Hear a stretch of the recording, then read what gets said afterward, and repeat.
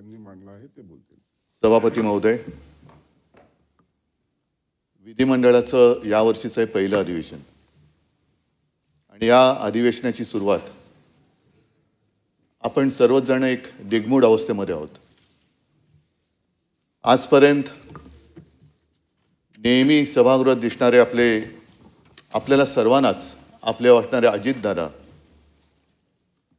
या सभागृहात किंवा या विधिमंडळात आज दिसत नाही, ही खंत आपल्या सगळ्यांच्या मनात आहे.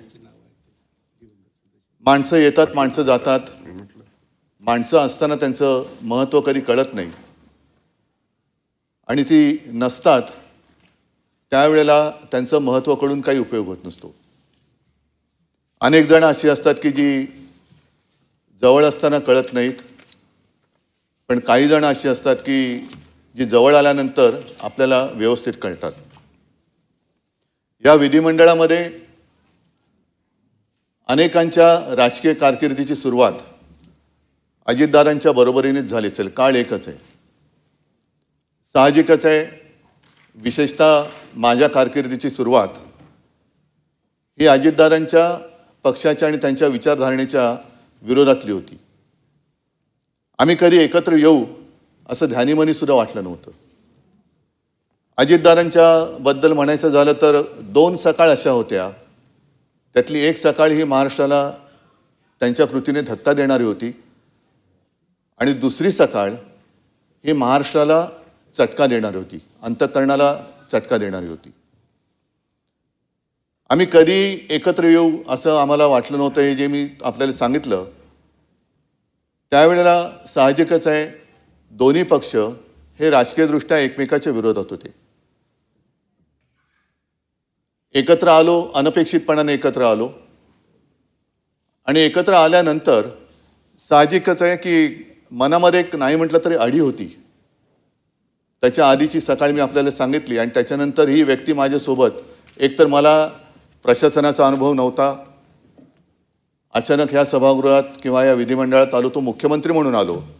कामकाज कसं चालवायचं त्याच्यात सहकारी सगळे विरोधातले होते ते आहेत. अजितदादांसारखा एक सहकारी ज्यांनी एक धक्का दिला होता आणि आपल्यासोबत उपमुख्यमंत्री म्हणून बसणार, हे थोडंसं त्यावेळेला नाही म्हटलं तरी अनपेक्षित होतं. पण जसजसं कामकाज सुरू झालं तेव्हा मला कळलं आणि ती भावना आजही माझ्या मनात कायम आहे, ती नेहमी कायम राहील की अजितदादांसारखा एक भरोसेमंद, उत्तम, दिलदार केवळ सहकारीच नव्हे तर मित्र मी गमावला. आता शासकीय किंवा प्रशासकीय कामकाजामध्ये एक खंबीर मला पाठिंबा होता, आधार होता. कोणतीही गोष्ट काही एखादी कळली नाही तर अजितदादांबरोबर मी बोलायचो आणि एवढा विषयाचा सखोल अभ्यास करणारा सहकारी किंवा लोकप्रतिनिधी अभावानेच आढळेल आजसुद्धा. त्यांचं वैशिष्ट्य म्हणजे ते 6 वेळा उपमुख्यमंत्री होते हे तर आहेच, पण विशेष म्हणजे एका मोठ्या वृक्षाच्या सावलीतून बाहेर पडून स्वतःची ओळख निर्माण करणं हे फार अवघड असतं. काही जणांना आयुष्यभर वृक्षाच्या सावलीत राहावं लागतं, वृक्षाच्या सावलीचा आदर घ्यावा लागतो, पण काही जण असे असतात की त्या वृक्षाच्या सावलीतून बाहेर पडून स्वतःची एक ओळख निर्माण करतात. त्यातले एक अजितदादा होते. मी 2-3 वेळा मुख्यमंत्री असताना बारामतीत जाण्याचा योग आला. काही ना काही कार्यक्रम होते. शेवटी जेव्हा गेलो होतो तेव्हा अजितदादा माझ्यासोबत मुंबईपासून त्या पूर्ण कार्यक्रम होत होते आणि तो काळ असा होता की माझ्या तब्येतीची तक्रार होत होती. म्हणजे मला उभं राहणंसुद्धा शक्य होत नव्हतं. तेव्हा अजितदादा मुद्दामून माझ्यासोबत आले होते आणि संपूर्ण रस्त्याने फिरताना मोठ्या उत्साहात बारामतीचा केलेला कायापालट ते मला दाखवत होते. इकडे पहिलं काय होतं, आत्ता मी काय केलं, आणि हे सगळं बघणं हे अचंबित करणारं होतं. कारण बारामतीत त्याआधी मला तसं जाणं काही झालेलं नव्हतं. ते सगळे रस्ते असतील, मोठ्या संस्था असतील, मग विद्यालय असतील, अनेक गोष्टी अजितदादा मला उत्साहाने दाखवत होते की CM साहेब हे एक त्यांचं वैशिष्ट्य, प्रोटोकॉल पाळणं, CM साहेब हे अमुक अमुक इकडे होतं, हे आम्ही असं केलं. आणि तीच बारामती ज्या वेळेला ही दुर्घटना घडली आणि मध्यरात्रीच्या सुमारास मी तिकडे सहकुटुंब गेलो, तेव्हा ती बारामती पोरकी झालेली मला वाटली. निशब्द तर होतीच, मध्यरात्र तर झालेली होतीच, पण त्यावेळेला अशी आनंदाने एक भरलेली बारामती पूर्णपणे पोरकी झालेली मला जाणवली. हे माणसाचं वैशिष्ट्य असतं. अर्थ खातं तर त्यांनी सांभाळलंच, पण जेव्हा लॉकडाऊनमध्ये मंत्रालय बंद होतं आणि जवळपास अर्थचक्र थांबते की काय अशी परिस्थिती होती, त्याही वेळेला या माणसाने कसा काय तो समतोल साधला, कोणती योजना बंद पडू न देता महाराष्ट्राचं अर्थचक्र सुरू ठेवलं. हे फार त्याला एक कसब लागतं, कौशल्य लागतं, जे अजितदादांकडे होतं. कर्जमुक्ती तर आम्ही आधी केलीच होती. ती कर्जमुक्ती पार पाडणं गरजेचं होतं. पैशाचे स्रोत सगळे थांबलेले होते, पण तरी देखील कर्जमुक्ती करून दाखवली. शिवभोजन ही गोरगरिबांसाठी जी योजना आम्ही सुरू केली होती, ती 10 रुपयाची थाळी ही 5 रुपयात करणं हे गरजेचं होतं. पैशाची आवक काही नव्हती, पण तरी सुद्धा अजितदादांनी ते करून दाखवलं. अशा अनेक गोष्टी मला सांगता येतील. त्याही काळामध्ये मंत्रालय बंद होतं, पण महाराष्ट्र बंद नव्हता. महाराष्ट्र हा चालू होता. त्याचे सगळे कारभार, उद्योग आणि विकास कामं सुद्धा अगदी शिवसेना प्रमुखांच्या नावाने जो आपण समृद्धी महामार्ग केला आहे, तो सुद्धा त्यांनी थांबू दिला नव्हता. अटल सेतूचं काम त्यांनी थांबू दिलं नव्हतं. ते सुद्धा लॉकडाऊनच्या काळात सुरू ठेवणं हे फार मोठं जिकरीचं होतं. हे कसं काय त्यांनी केलं हे सुद्धा एक कसब आहे. आज आपण त्यांची आठवण काढतो. ही आठवण नेहमी आपल्याला येत राहील. पण मगाशी मी माझ्या या भावनात्मक बोलण्याच्या सुरुवातीला जे म्हटलं की माणसं असताना त्यांचं महत्त्व कळत नाही, माणसं गेल्यानंतर कळून उपयोग नसतो. अलीकडच्याच काळामध्ये अजितदादांचं एक वक्तव्य आहे की ज्यांनी त्यांच्यावर 70,000 कोटीचे घोटाळे केले त्यांच्यासोबत ते आज सत्तेत आहेत. हे मी का सांगतोय की एखादी व्यक्ती असते तेव्हा तिला आपण जीव नकोसा करतो, एवढं इतपत त्याला बदनाम करतो की नको तो जीव, आणि मग तोच आपल्यातनं गेल्यानंतर तो अचानक आपलासा वाटायला लागतो. मला असं वाटतं की या निमित्ताने आपण सगळ्याजणांनी एक मर्यादा पाळण्याची गरज आहे. कोणाला किती बदनाम करायचं, आयुष्यातून खरंच किती उठवायचं, तोही माणूसच आहे. अजितदादांचं एक वैशिष्ट्य म्हणजे त्यांनी ते कधी खचून नाही गेले. एखादा दुसरा माणूस असता तर तो खचून गेला असता. दुर्दैवाने अपघातात त्यांचं निधन झालं. एखादा खचलेल्या मनाचा असता तर त्यांनी खरोखर जीव दिला असता. हे राजकारण किंवा ही संस्कृती आपल्या महाराष्ट्राची नाहीये. ठीक आहे, एखादा माणूस चुकतो, पण तो चुकल्यानंतर खरंच तो चुकलाय का ह्याची सुद्धा एक खातरजमा करण्याची गरज असते. त्यांनी कधी त्याच्याबद्दल माझ्याकडे देखील कधी असं हे नाही केलं की आता काय करायचं, एवढं सगळं माझ्यावरती आरोप नाही. त्यांनी त्या सगळ्या आरोपांना आपल्या कामातून उत्तर दिलं, आणि त्या कामातून उत्तर असं दिलं की तेव्हा तत्कालीन आमचे जे सहकारी होते, ज्याने आरोप केले होते, त्यांनी सुद्धा त्यांना सहकारी म्हणून स्वीकारलं आणि आम्ही सुद्धा त्यांना सहकारी म्हणून स्वीकारलं. आणि म्हणूनच आज या सभागृहातला एकही व्यक्ती असं नाही की ज्यांनी दादांच्या कामाचा जवळून अनुभव घेतलेला नाहीये. दादांचा स्वभाव असेल, थोडासा तापट असेल, एक तर त्यांच्या आवाजात एक नैसर्गिक भारदस्तपणा होता, त्याच्यामुळे त्यांच्यासमोर अधिकारी सुद्धा थोडेसे असे वचकून असायचे. अनेकदा कळायचंच नाही की हे कौतुक करतायत की दम देत आहेत. पण तो एक दादांचा एक ती शैली होती, दादांची एक लकब होती. बोलताना सुद्धा बिनधास्त बोलायचे. अनेकदा त्यांच्या वक्तव्याने त्यांना अडचणीत आणले हे सुद्धा आपण पाहिलेलं आहे. पण बोलायचं तर बोलायचं, काही काम एखादं करायचं तर बेधडकपणाने करायचं, बेलाशकपणाने करायचं. याचं कारण त्यांच्या मनात कुठे पाप नसायचं. एकदा का मनात पाप नसेल तर आपण केलेल्या कृतीबद्दल पश्चाताप होण्याची भावना त्या व्यक्तीच्या मनात येऊ शकत नाही. आणि दादा मला असं वाटतं त्या व्यक्तीच्या वर्गवारीत येत होते. एकतर त्यांनी, मी तुम्हाला सांगितलं की अत्यंत अडचणीच्या वेळेला महाराष्ट्राचं अर्थखातं सांभाळलं. एक मला कशाचाही अनुभव नसताना माझ्या मंत्रिमंडळात एक उत्तम भरोसेमंद सहकारी म्हणून त्यांनी काम केलं. वेळ म्हणजे कदाचित घड्याळ आणि वेळ म्हणूनच त्यांची ती निशाणी होती की काय कळत नाही. कारण दारा 11 वाजता येणार म्हणजे 11 वाजता बरोबर त्यांची गाडी दारात उभी असलीच पाहिजे. बरं, आल्यानंतर विषय घेऊन यायचे. ते विषय झाल्यानंतर फाफट पसारा जास्त न करता काम झालं का बरं सीएम साहेब मी निघतो. मंत्रिमंडळात सुद्धा मी प्रत्येक वेळेला बघितलेलं आहे, कागदं असतात पसरलेली, पण दादांच्या समोरचं टेबल हे व्यवस्थित सगळ्या गोष्टी काटकोनात असायच्या. त्यांचं पेन असेल, त्यांचे कागद असतील, हे काटकोनात असायचे. आणि हे मी का सांगतोय आवर्जून, कारण ही सवय शिवसेना प्रमुखांना सुद्धा होती. आणि त्यांच्याबद्दल म्हणजे शिवसेना प्रमुखांबद्दल प्रमोद नवलकर जे बोलले होते ते मला या निमित्ताने आठवते की माणूस कसा शिस्तीचा असतो. तर म्हणजे तुम्हाला असं वाटेल की विषय काय आणि बोलतायत काय, पण काटकोनामध्ये सगळ्या गोष्टी असणं, सगळ्या गोष्टी स्वच्छ पाहिजे. एखादी गोष्ट जरा तिरकी तारपी असली का ते व्यवस्थित लावली गेली पाहिजे. ही एकदा शिस्त लागली का मग कारभारसुद्धा त्या शिस्तीने केला जातो. आपण जर का सगळं काही पसरलेलं आहे, मग कुठला कागद कुठे गेलेला आहे, कशाचा कशाला पायपोस कोणामध्ये नाही, तर कामकाजसुद्धा तसं होऊ शकत नाही.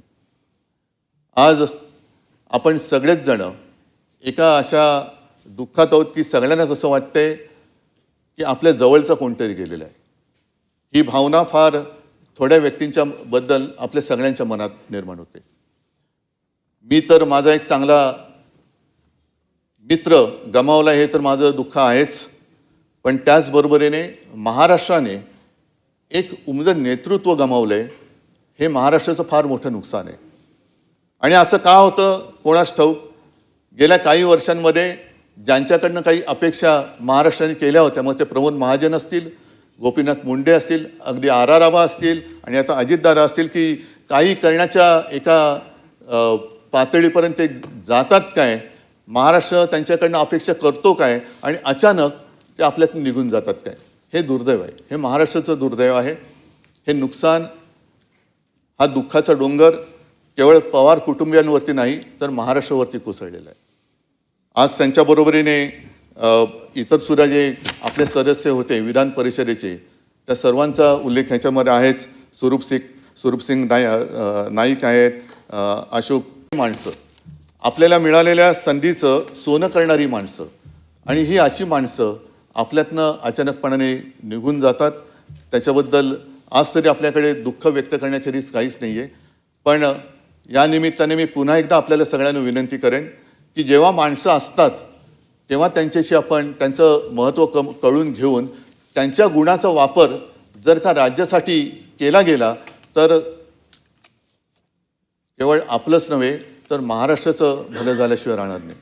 असो, आज मला तरी असं कधी वाटलं नव्हतं की अजितदादांबद्दल असा प्रस्ताव येईल आणि त्याच्यावरती आपल्याला बोलावं लागेल, हे मनात कधीच आलेलं नव्हतं. अचानकपणाने ही वेळ आपल्यावरती ओढवलेली आहे. मी अत्यंत भारावलेल्या आणि जड अंतःकरणाने अजितदादांना श्रद्धांजली हा शब्द मला वापरावा लागतोय, ह्याचं खूप मनामध्ये दुःख आहे.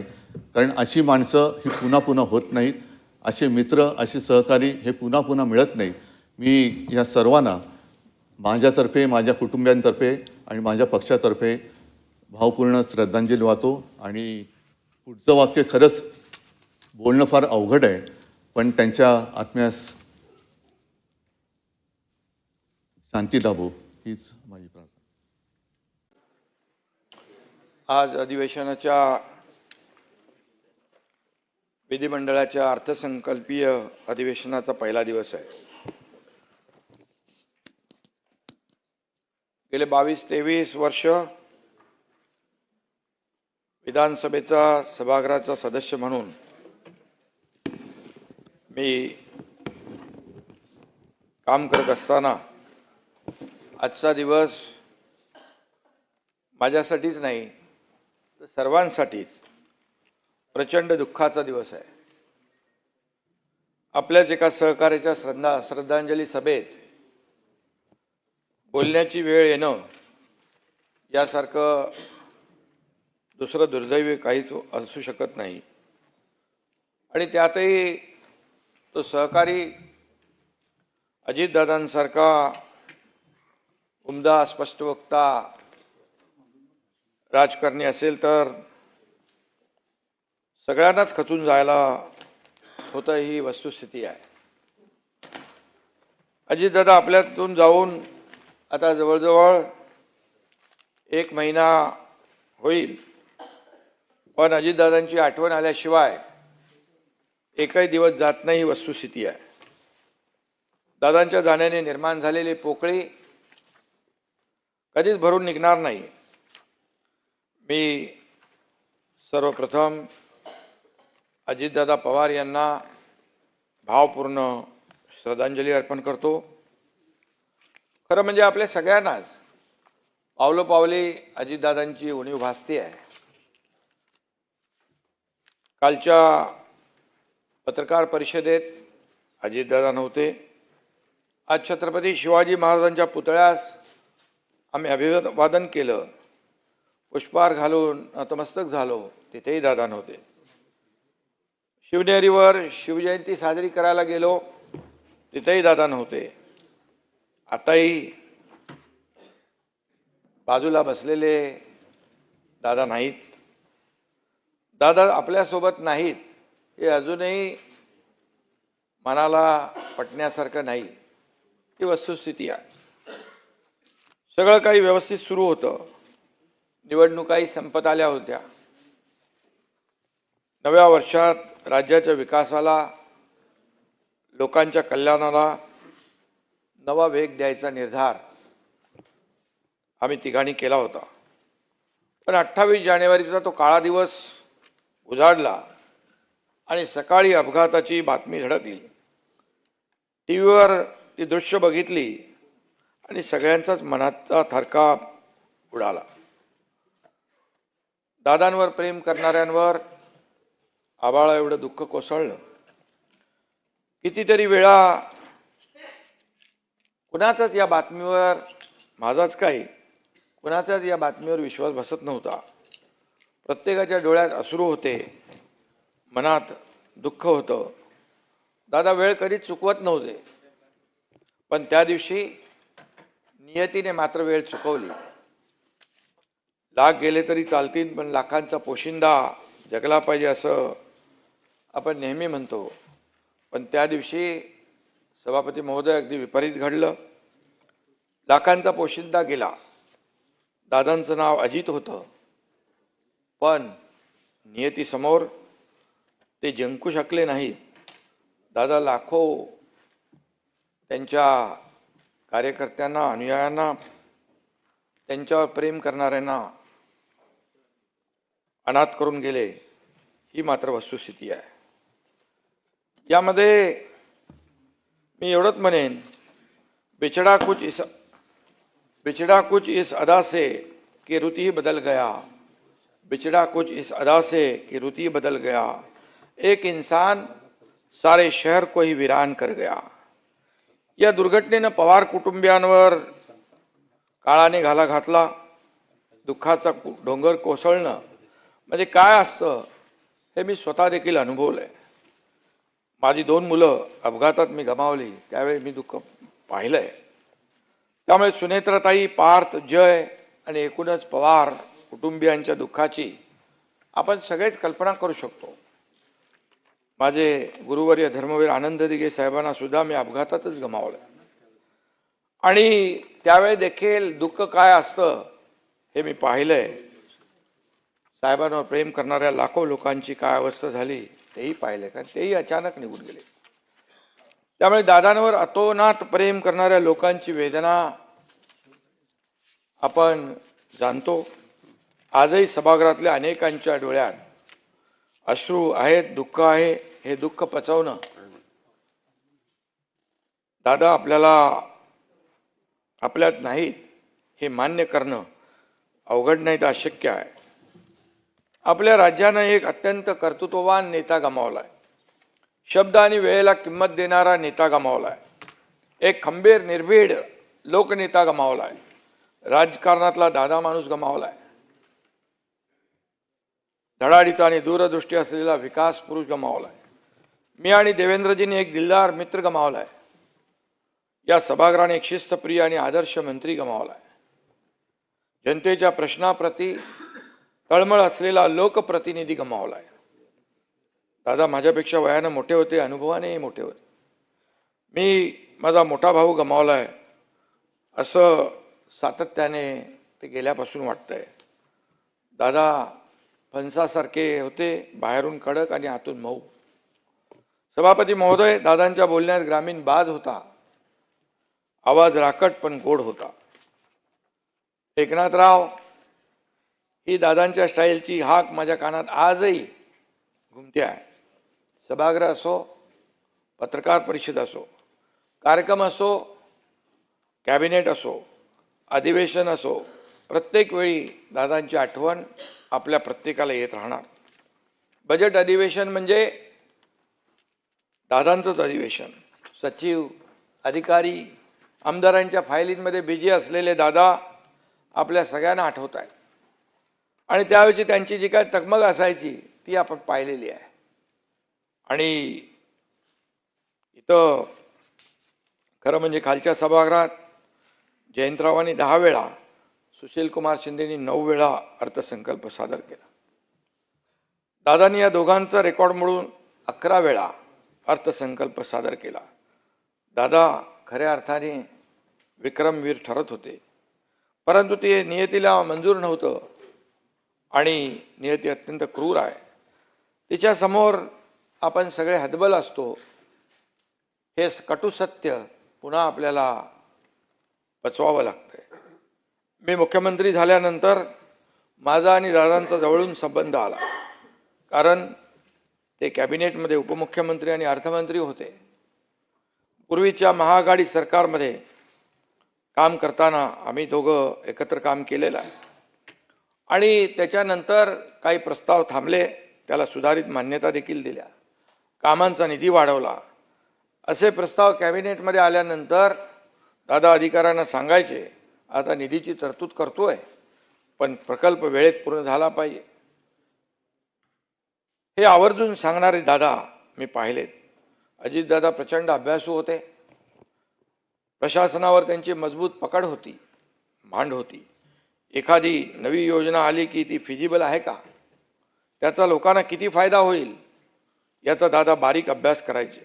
दादांनी हातात फाईल घेतली की अक्षरशः काही सेकंदात त्याची नजर कागदावरून स्कॅन व्हायची. त्यात काय कमी जास्त आहे ते ओळखायचे आणि चुका असतील तर त्या काढून सेक्रेटरीना सांगायचे देखील. सहकार, कृषी, जलसंपदा, ऊर्जा, पायाभूत सुविधा अशा महत्त्वपूर्ण विषयांमध्ये त्यांचा सखोल अभ्यास होता. बैठकीत साधा कागदाचा कपटाही खाली पडला तो चालायचा नाही, त्यांना चालायचं नाही. स्वच्छता आणि टापटीप ही दादांकडून शिकण्यासारखी गोष्ट आहे. नैसर्गिक संकट असो किंवा राजकीय, दादांना कधी निराश झालेलं पाहिलं नाही. दादा कधीच नकारात्मक बोलायचे नाहीत, कायम पॉझिटिव्हच राहायचे आणि प्रॅक्टिकल राहायचे. कोविडमध्ये मंत्रालयातून नियंत्रण करणारे दादा डोळ्यासमोर उभे राहतात. गेले 25-30 वर्ष मी आणि अजितदादा आम्ही दोघंही राजकारणात आहोत. या काळात आमच्या असंख्य भेटी झाल्या. शेकडो बैठकांमध्ये एकत्रही आम्ही होतो, एकत्र कामही केलं, अनेक सभाही एकत्र केल्या. त्यातल्या अनेक घटना, किस्से, प्रसंग सारखे डोळ्यासमोर येत असतात. त्यातल्या 2-4 घटना प्रामुख्याने आठवतात.